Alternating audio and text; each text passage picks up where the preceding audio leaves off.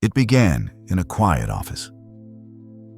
Dr. Niku Madhusudan, an astrophysicist at the University of Cambridge, was reviewing observations from the James Webb Space Telescope. Numbers converted from faint infrared light, captured far beyond the moon. Some of that light had traveled 120 light-years to reach Earth. It came from a planet orbiting a small red star, a world with surface temperatures around 120 degrees Fahrenheit, warm, stable, easy to overlook, until something appeared in the data. Not a picture, not a signal, but a chemical fingerprint, a molecule that should not be there. For the first time, its name was written into the analysis: dimethyl sulfide. On Earth, this molecule is unusual for one simple reason. It is produced almost exclusively by living systems. The data was checked, then checked again and again. The confidence level settled at 99.7%. In science, numbers rarely feel emotional. But 99.7% is the kind of number that makes researchers stop talking and start listening. For the first time, the question is no longer, could life exist elsewhere? But, are we finally seeing it? If this signal is real, what does it mean for us? Sitting here tonight, on a quiet planet called Earth. This is not a discovery made in a lab, but in the light of another world. So before we talk about what was found, we need to understand where this signal came from. Before we talk about unusual molecules or statistical confidence, it helps to slow down and get familiar with the world itself. Because K2-18b is not a science fiction idea. It is a real planet, orbiting a real star in a real part of our galaxy. K2-18b lies in the direction of the Leo constellation, about 120 light-years from Earth. That distance sounds enormous, but on a galactic scale, it is not unreachable or extreme. It is close enough for modern telescopes to study the planet's atmosphere directly, rather than guess from afar. This places K2-18b firmly within our local cosmic neighborhood. Now consider the planet itself. K2-18b is significantly larger than Earth, about 8.6 times the mass of our homeworld. That size puts it into an important middle category. It is not a small rocky planet like Earth or Mars, but it is also not a full gas giant like Neptune. Planets like this are often described as super-Earths or mini-Neptunes, and that middle ground matters. A planet of this size has gravity strong enough to hold onto a thick atmosphere for very long periods of time. It does not easily lose heat. It does not easily lose gas. K2-18b is surrounded by a hydrogen-rich atmosphere. Hydrogen behaves differently from Earth's air. In large amounts, it acts like insulation, holding warmth close to the planet and smoothing out temperature extremes. This helps explain one of K2-18b's most important features. Despite orbiting a small red star, the planet maintains an average temperature of around 120 degrees Fahrenheit. Warm, but not extreme. Hot, but not destructive. This is not the crushing, runaway greenhouse of Venus, where heat becomes fatal. And it is not the frozen environment of Neptune, where chemistry slows to a crawl. K2-18b exists in a quieter middle zone. Not Earth-like, but not hostile either. That balance is rare, because for life to even be possible, a planet needs more than warmth. It needs stability. A thick atmosphere can protect a world from dramatic swings in temperature, from rapid cooling, and from long-term atmospheric loss. In simple terms, K2-18b is not a fragile planet. Its size and atmosphere work together to create conditions that can remain steady over long stretches of cosmic time. And time matters. In the universe, time is often the difference between chemistry that fades away and chemistry that has the chance to grow more complex. This is where many assumptions begin to break down. We often imagine that only planets shaped exactly like Earth can be interesting. But nature does not limit itself to our expectations. Sometimes, being larger is an advantage. Sometimes, being different makes a world more durable. K2-18b does not need continents, forests, or blue skies to deserve careful attention. As one researcher put it, a planet doesn't need to be Earth to be interesting. At this stage, nothing here proves that life exists, but nothing rules it out either. And that places K2-18b into a very small and serious category. A world worth studying closely. Because while the planet itself appears calm, its atmosphere may be telling a much deeper story. To understand why this planet matters, we need to look at how James Webb sees worlds like this.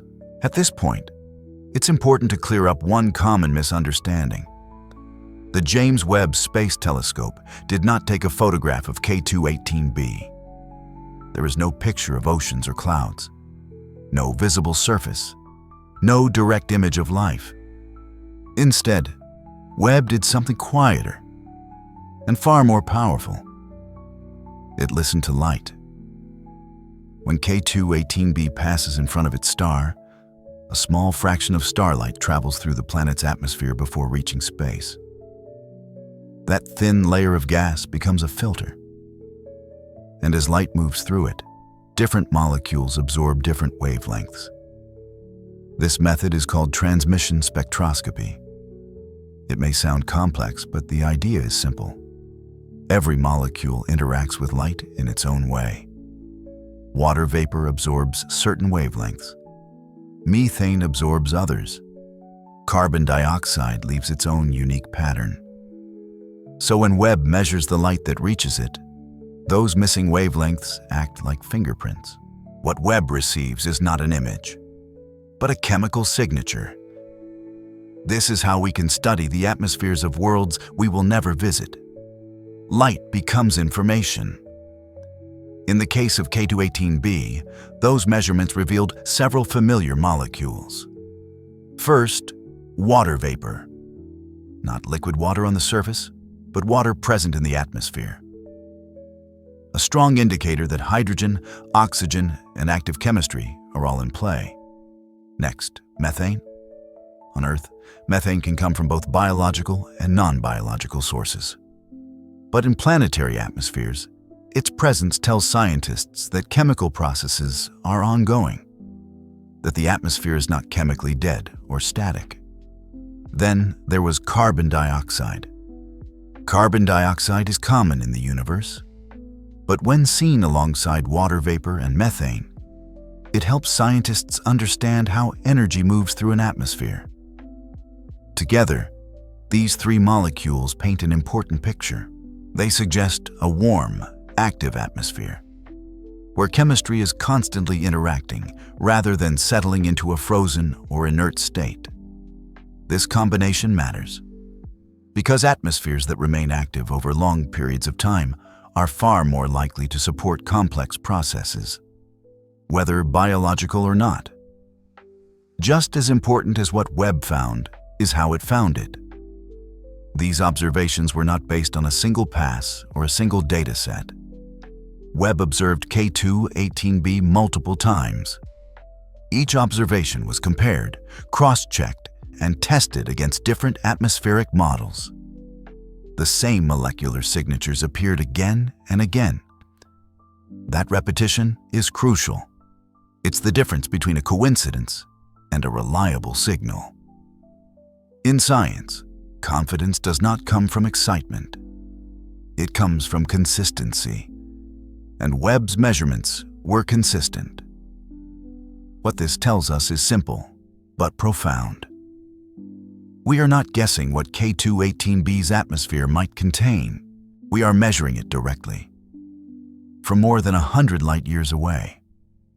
We are reading chemistry from another solar system.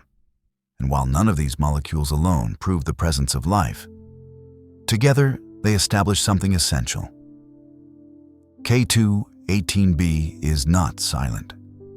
Its atmosphere is active, dynamic, chemically alive in the most literal sense, which means it is capable of holding more complex signals.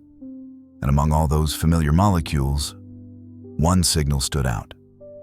Among all the familiar molecules detected in K2-18b's atmosphere, one stood apart, not because it was rare in chemistry, but because of what it usually means.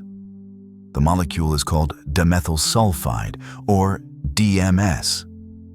On Earth, DMS has a very specific story.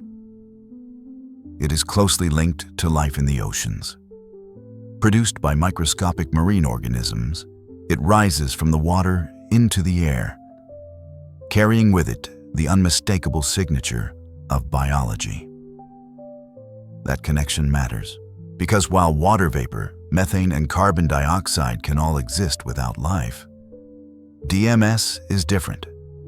In our experience, it does not accumulate in large amounts unless living systems are actively producing it. That doesn't make DMS proof of life, but it makes it unusual. And in science, unusual signals demand attention. The question scientists immediately asked was simple. Could DMS be produced without biology? In theory, small amounts might form through rare or extreme chemical pathways. But those processes struggle to explain stable, detectable quantities in a planetary atmosphere, especially over time. That is why DMS stands apart from molecules like oxygen or methane on their own. Oxygen can be created and destroyed by geology. Methane can come from volcanic activity or chemical reactions. DMS, by contrast, has far fewer convincing non-biological sources. It is not impossible, but it is difficult. And difficulty is where science becomes cautious. A useful way to think about DMS is not as an answer, but as a clue. It's like smelling smoke before seeing fire. The smell alone doesn't tell you what is burning, or where the fire is, or how large it might be. But it tells you something important. Something is happening. This is why the detection of DMS did not lead to celebration or bold headlines inside research teams. It led to silence, to careful reanalysis, to checking instruments, to testing alternate models, to asking the same question from every possible angle. This is where scientists stopped and double-checked everything. Not because they wanted the signal to disappear, but because extraordinary possibilities require extraordinary care. The more serious the implication, the slower the process becomes. And the signal remained. Not alone, not dramatic, but persistent. DMS did not appear by itself. It appeared alongside other molecules that suggest an active, dynamic atmosphere. Together, they formed a pattern. Not a conclusion, not a declaration, but a signal that could not be ignored. At this point, nothing had been proven, but something had clearly been detected that did not fit comfortably into our usual expectations. A molecule that shouldn't be there, but is. And that is often how major discoveries begin. Not with answers, but with a growing sense that the universe is telling us something we need to listen to carefully. The next question was inevitable. Not what this molecule means, but how confident we can be that it is truly there. So how confident are scientists that this signal is real? At this point, it's easy to get distracted by the number. 99.7%. It sounds definitive, it sounds final. But in science, numbers like this are never meant to end a conversation. They are meant to begin one. One thing needs to be clear from the start. Science almost never says 100%, not because scientists are unsure, but because certainty is not how scientific knowledge grows. Instead, science talks in terms of confidence. Statistical confidence is simply a way of asking a careful question. How likely is it that this result happened by chance? We use this kind of thinking all the time in everyday life. When you hear a weather forecast predicting a 90% chance of rain, you don't assume the meteorologist controls the sky. But you probably take an umbrella. When a medical test comes back with a high confidence result, doctors don't declare absolute truth. They look for confirmation, follow-ups, and patterns. In science, confidence doesn't replace judgment. It guides it. So when researchers talk about 99.7% confidence, they are not saying, "We have proven life exists." They are saying something more precise. They are saying the signal they observed is extremely unlikely to be a random fluctuation, a measurement error, or an artifact of the instrument. In the language of science, this level of confidence corresponds to what is often called a 3 sigma result. You don't need the math. All that matters is what it represents. It means that out of 1,000 similar measurements, only a handful would be expected to appear by chance. In astronomy, where signals are faint and distances are vast, that threshold is taken very seriously. But even then, it is not a finish line. This is where an important distinction comes in. There is a difference between saying a signal is unlikely to be random and saying it is proven to be life. The first is a statistical statement. The second is a biological conclusion. Science keeps those two things separate on purpose. To reach that 99.7% confidence, researchers did not rely on a single observation. They observed K2-18b again and again. Each time the planet passed in front of its star, the data was collected anew. Different atmospheric models were tested. Different assumptions were applied. Different ways the signal might be explained or dismissed were explored.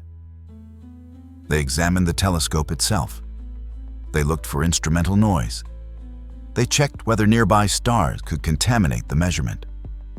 Every reasonable alternative explanation was tested and eliminated. This process is not dramatic. It is slow, methodical, sometimes frustrating, but it is exactly how science builds trust. This is why confidence in science does not grow through excitement. It grows through elimination. In science, confidence grows not by excitement, but by elimination. As each simpler explanation failed, the remaining ones carried more weight. Still, researchers stopped short of declaring victory. Not because the signal was weak, but because the implications were strong. The closer science gets to something extraordinary, the more carefully it moves. This is often misunderstood from the outside. Caution is sometimes mistaken for doubt. But in science, caution is a sign of respect for the data. A signal that challenges our understanding demands patience. So what does 99.7% actually tell us? It tells us that the signal is likely real, that it deserves serious attention, that it cannot be easily dismissed. But it doesn't tell us what the signal means. And that distinction matters. Because confidence in detection is not the same as confidence in interpretation. The number does not answer the biggest question. It clears the path to ask it properly. And now that the signal appears to be real, a new question moves to the center of the conversation. Not whether the data can be trusted, but whether the environment of this planet could realistically support the processes that produce such a signal. So if the signal is likely real, the next question is whether this planet could actually support life. Once the signal itself began to feel real, scientists were forced to rethink something deeper. Not the data, not the telescope, but our idea of where life might exist. For a long time, the search for life focused on planets that looked like Earth. rocky surfaces, thin atmospheres, familiar conditions. But K2-18b does not fit that picture. And that's where a new idea enters the story. Scientists describe worlds like K2-18b as Hycean worlds. The name comes from two simple words: hydrogen and ocean. A Hycean world is not a place with continents and coastlines. It is a planet covered almost entirely by a deep, global ocean, hidden beneath a thick atmosphere rich in hydrogen. Imagine a world where water stretches in every direction. No shorelines, no dry land, just ocean, layer upon layer, reaching far deeper than anything on Earth. Above that ocean sits a hydrogen-rich sky. This atmosphere behaves very differently from the air we breathe. Hydrogen is light, but in large quantities, it acts like insulation, trapping warmth close to the planet and protecting the ocean below from extreme temperature changes. This combination matters because it creates stability. A deep ocean acts as a thermal reservoir, absorbing heat and releasing it slowly. A hydrogen atmosphere smooths out variations between day and night, between seasons, and between regions of the planet. Together, they form an environment that can remain steady over incredibly long periods of time. And stability is one of the quiet requirements for life. Hycean worlds may also be more common than Earth-like planets. Large planets are better at holding onto thick atmospheres. Hydrogen, once captured, is difficult to lose. And water, one of the most abundant molecules in the universe, can accumulate in vast quantities. In other words, nature may find it easier to build ocean worlds with hydrogen skies than to create small, rocky planets with delicate atmospheres like Earth's. This changes the scale of the search. Instead of looking for rare, Earth-like copies, scientists can consider a much wider class of worlds. And this is where the presence of DMS becomes especially interesting. On a planet with a shallow ocean, biological gases may be quickly diluted or destroyed. But on a Hycean world, a massive ocean can act as a reservoir, producing chemical byproducts continuously and allowing them to accumulate over time. If life exists beneath those waters, its chemical signals may rise into the atmosphere and linger there long enough to be detected from far away. That makes molecules like DMS not just possible, but detectable. A helpful way to picture this is to think about scale. Earth is like a small pond. Life exists here, but its signals are often subtle, localized, and easily disrupted. A Hycean world is more like a vast ocean. If something is happening there, its chemical footprint may be broader, stronger, and harder to erase. This does not mean Hycean worlds are guaranteed to host life, but it means they offer conditions that are worth taking seriously.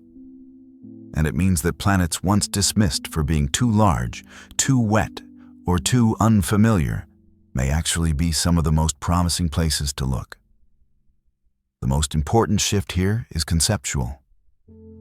Life does not require continents. It does not require blue skies or dry land. It does not require a planet that looks like home. What it requires is chemistry and energy and time. In an environment that remains stable long enough for complexity to emerge, Hycean worlds offer exactly that kind of environment.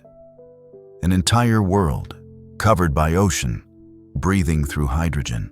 For the first time, scientists are not just asking whether life could exist on a planet like K2-18b. They are recognizing that such worlds may be some of the most natural outcomes of planetary formation. And that realization expands the search dramatically. But oceans alone are not enough. Even the most stable environment needs something else to allow life to begin and persist. It needs time. And that brings us to the star itself. But oceans alone are not enough. Time matters just as much. When people hear that K2-18b orbits a red dwarf star, their first reaction is often concern. Red dwarfs are small, dim, and very different from our sun. But in the search for life, difference does not always mean danger. In fact, it often means opportunity. Red dwarf stars are the most common stars in the galaxy. They burn their fuel slowly, quietly, and for an extraordinarily long time. While our sun is expected to shine for about 10 billion years, many red dwarfs can remain stable for tens to hundreds of billions of years. That difference matters, because life does not appear quickly. It requires long periods of chemical experimentation, countless small steps, and time for complexity to build. Around a red dwarf, time is abundant. Planets like K2-18b orbit close to their stars. This is not because the star is dangerous, but because it is faint. To receive enough warmth, the planet must stay nearby. That close orbit leads to something called tidal locking. One side of the planet always faces the star. The other remains in constant night. At first, this sounds extreme. One side forever day, the other forever dark. But planets are not simple spheres of rock. A thick atmosphere changes everything. On K2-18b, the dense, hydrogen-rich atmosphere acts as a powerful distributor of heat. Winds carry warmth from the day side to the night side, softening temperature differences and preventing extremes. Instead of a frozen half and a burning half, the planet can maintain a broad zone of moderate conditions. This creates something important. Not perfection, but consistency. And consistency is what life needs most.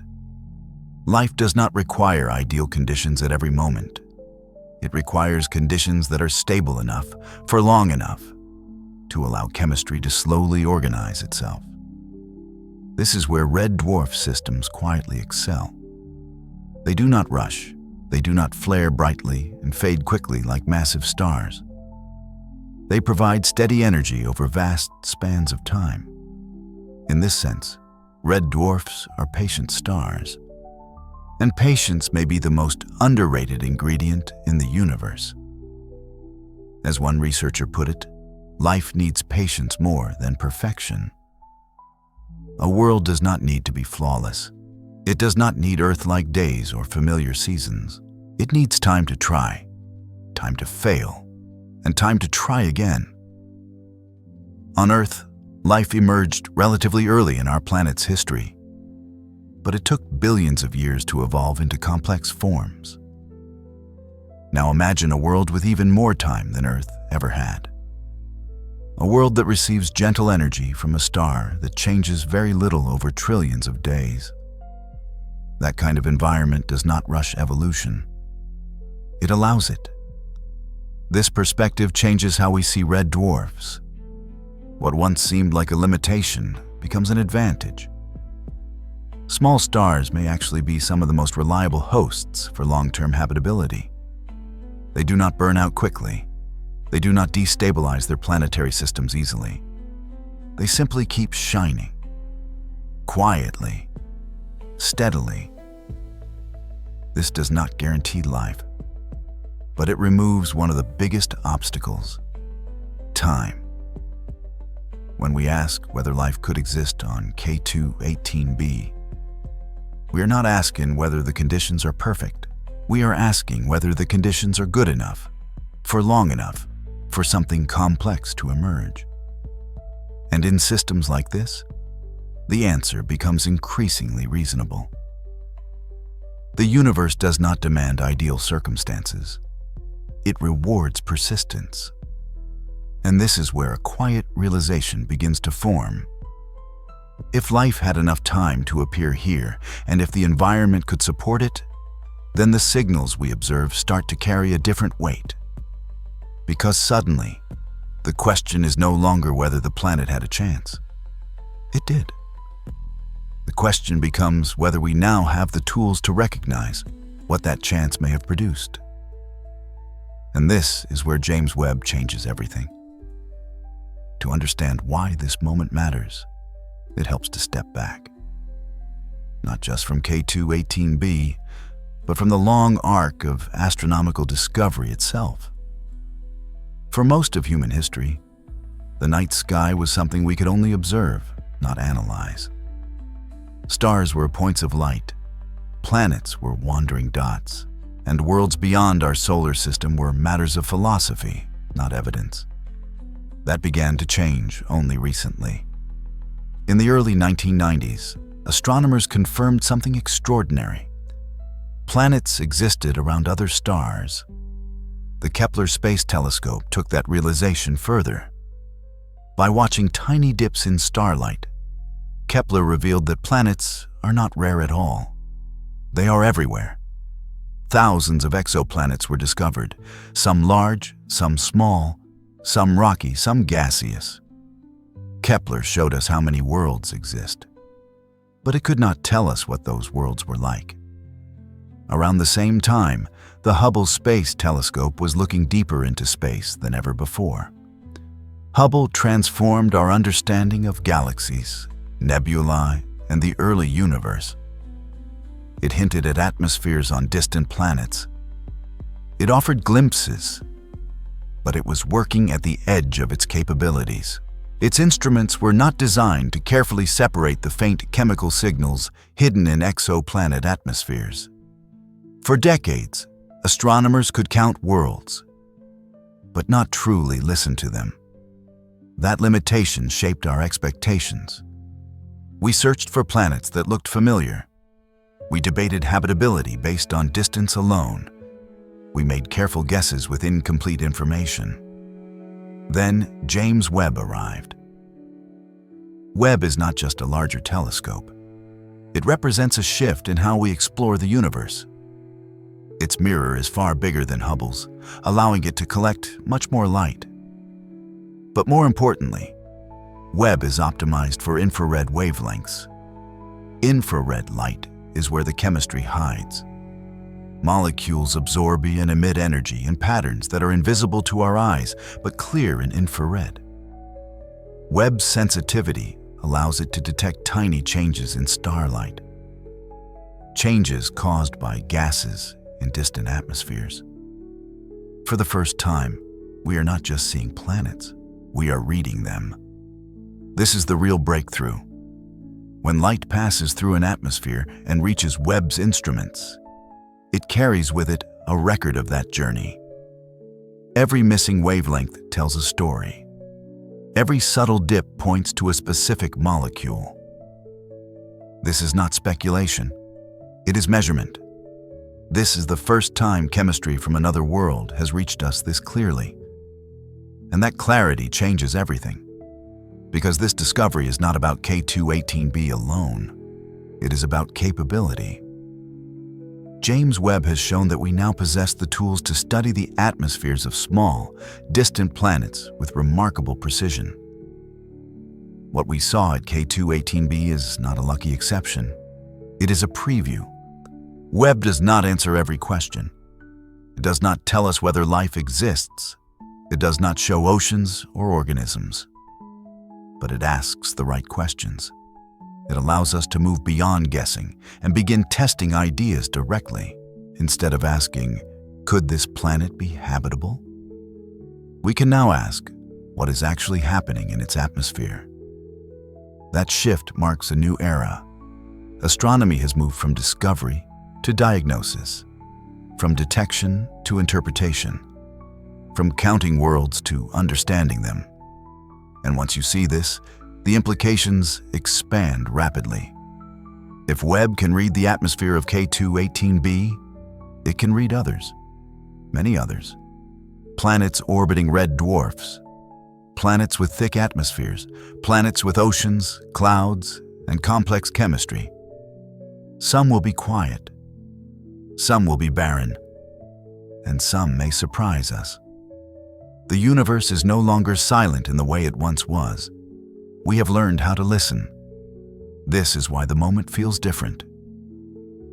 Not because one planet appears interesting, but because we now stand at the beginning of a long conversation with many worlds. Future observations will refine these measurements. They will confirm some signals and rule out others. They will bring clarity, and as they do, our definition of what it means to be a living world will continue to evolve. James Webb is not the final word. It is the opening chapter. A telescope built not just to look far away, but to reveal what distant worlds are made of. And once you realize this, you begin to see that K2-18b is not alone. At this point, it's tempting to see K2-18b as something rare, a special case, a cosmic coincidence. But that would be a mistake, because what James Webb has shown us is not the discovery of a single unusual planet. It is the opening of a much wider view. K2-18b is simply the first world we have been able to see clearly enough. Over the past few decades, astronomers have confirmed thousands of exoplanets, planets orbiting stars beyond our solar system. Some are larger than Jupiter, some smaller than Earth. Some orbit tightly, others drift far from their stars. What matters is not just how many we have found, but what that number implies. Planets are common. They are not rare accidents. They are a natural outcome of star formation. And within a radius of about 200 light years, astronomers have already identified dozens of worlds that orbit within regions where liquid water could exist under the right conditions. These are not speculative points on a chart. They are real systems around real stars in our local galactic neighborhood. K2-18b sits comfortably within this population. What makes it stand out is not that it exists, but that we can now examine its atmosphere in detail. And once you see that clearly, a quiet realization begins to form. If one Hycean world shows signs of complex atmospheric chemistry, it would be surprising if it were the only one, especially when you consider the kinds of stars these planets orbit. Red dwarf stars are everywhere. They make up the majority of stars in the Milky Way. They burn slowly. They live extraordinarily long lives. And they offer their planets something rare: time. If planets like K2-18b have had billions of years under relatively stable conditions, then chemistry has had countless opportunities to experiment. And the galaxy has had a long time to try many variations. This is where perspective matters. Finding a single promising world does not prove life is common, but it changes the odds. It's like discovering a forest after walking through dry land for miles. Finding one forest suggests there may be many more beyond the hill. Not identical forests, not copies, but environments shaped by similar rules. If Hycean worlds are as common as current models suggest, and if their thick oceans and hydrogen atmospheres make biological signals easier to detect, then K2-18b may not be an exception at all. It may simply be the first one we noticed. This idea shifts the emotional weight of the discovery. The surprising part is no longer that one distant planet looks interesting. The surprising part is how many similar worlds might be waiting, quietly orbiting their stars, their chemistry unfolding over deep time. The Milky Way has had billions of years to experiment. Stars have formed and faded, planets have cooled, stabilized, and evolved. Oceans may have formed and persisted far longer than those on Earth. And all of this has happened long before we built telescopes capable of listening. James Webb has not suddenly made the universe more alive. It has made it more audible. What we are hearing now may be the first notes of a much larger pattern.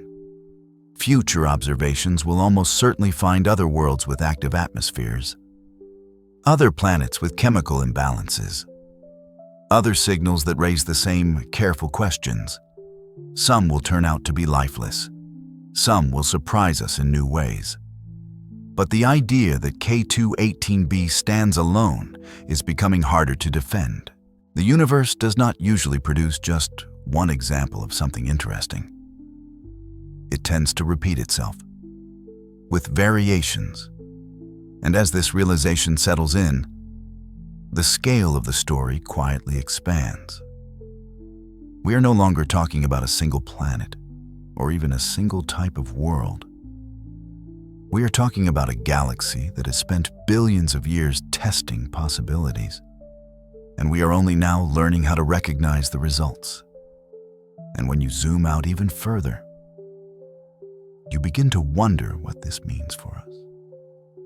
At some point, every scientific discovery reaches a quiet crossroads, not a question about data or instruments, but a question about meaning.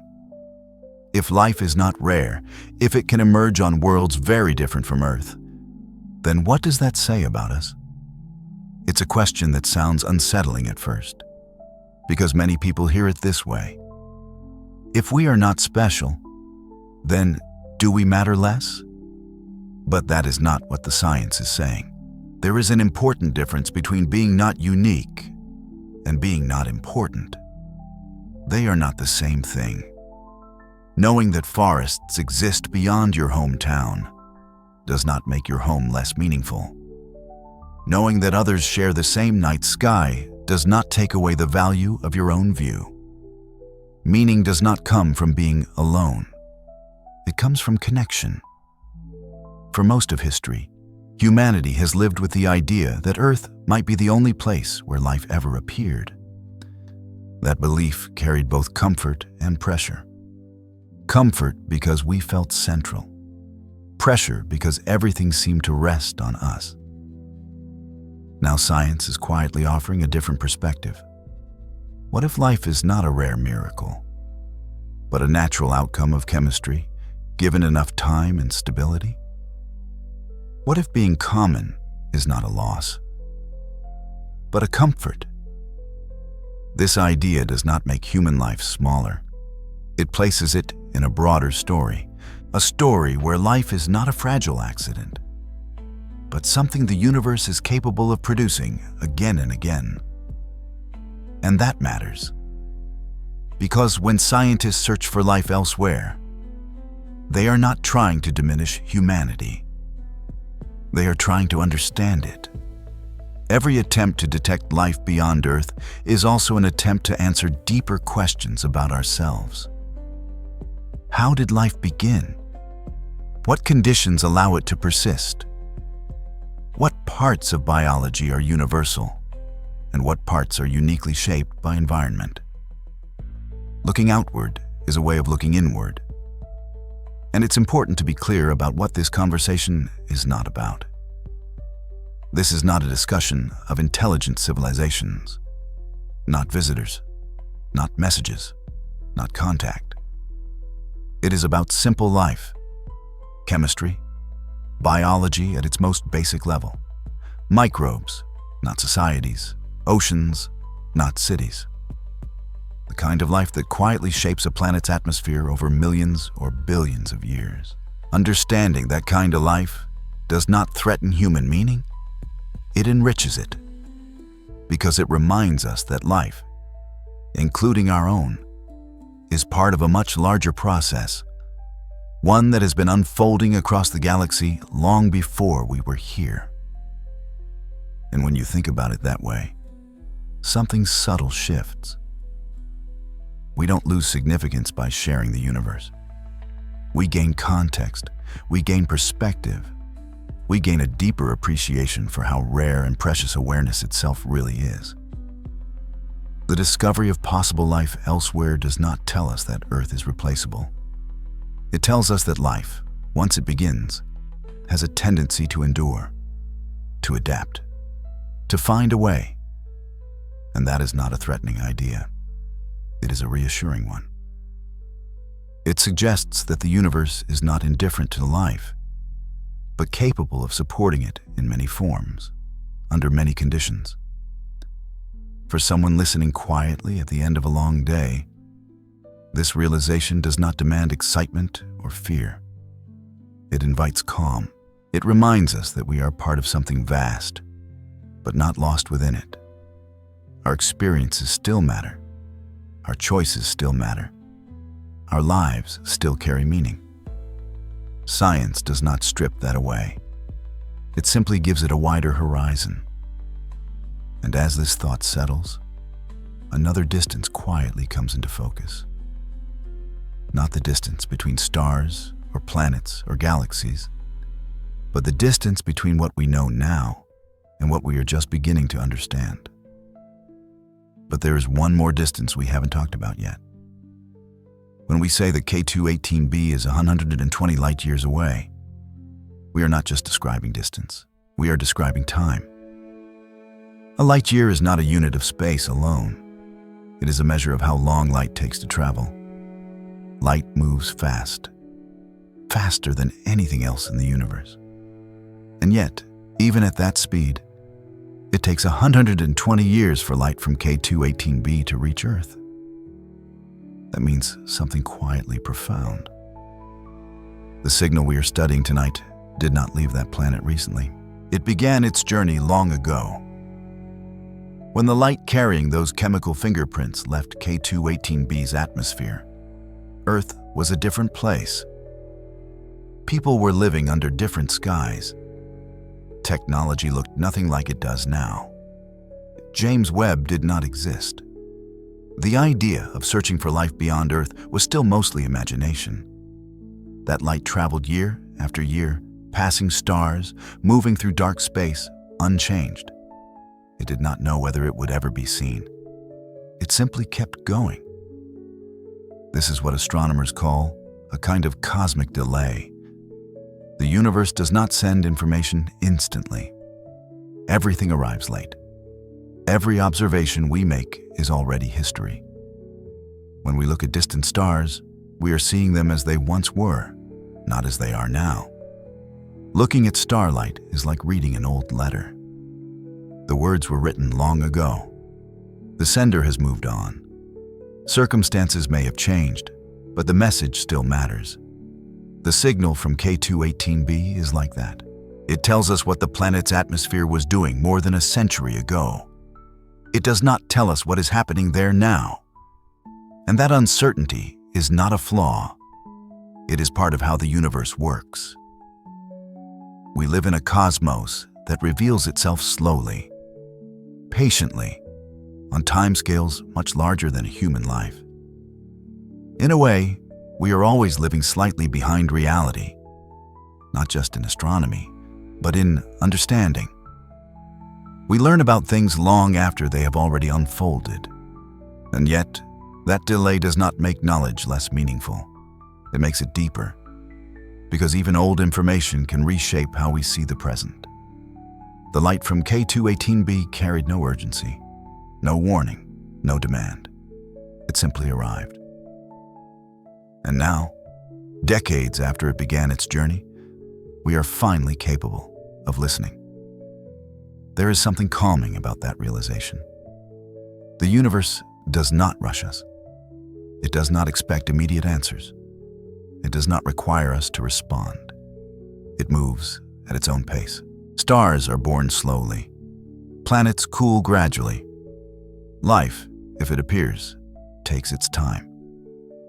And the information we receive follows the same rhythm. Every discovery is already old and still meaningful.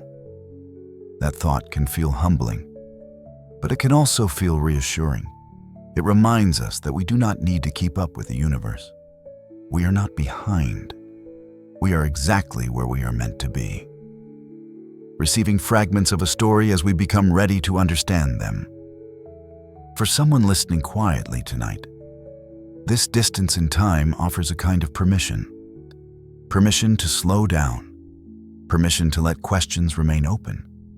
Permission to rest. The universe has been unfolding for billions of years. It will continue to unfold long after this moment. And the signals we receive from distant planets, from ancient stars, are not tasks to complete. They are invitations to wonder. And while all of that continues to unfold, nothing is required of you tonight. Now, it's time to let everything slow down. Out there, far beyond this moment, planets continue their quiet paths. They orbit without effort, without urgency, without needing to be watched. Stars are still burning, not brighter, not dimmer, just steady, doing what they have always done. Light is still traveling, crossing vast distances, carrying information through the dark, whether we notice it or not. And that's the important part. The universe does not need your attention to continue. You don't need to remember the names. You don't need to hold on to the numbers. You don't need to follow every detail or reach any conclusion. Nothing here requires action. Somewhere, far away, life may exist beneath oceans we will never see. Chemistry may be unfolding on worlds that will never know our names. But none of that is urgent. None of it demands a response tonight. The universe has been unfolding for billions of years without hurry. It will continue to do so long after this moment has passed. And right now, you are allowed to step out of the story. You don't need to solve the universe. You don't need to understand it all. You don't need to decide what any of this means. It is enough to know that things are in motion. Steady, predictable, calm. As you listen, your only task is to rest. You can let your thoughts loosen their grip. Let the questions drift away. Let the edges of the day soften. The stars will keep shining. The planets will keep turning. The light will keep moving through space and time. Nothing will be missed if you fall asleep. There is no danger in letting go.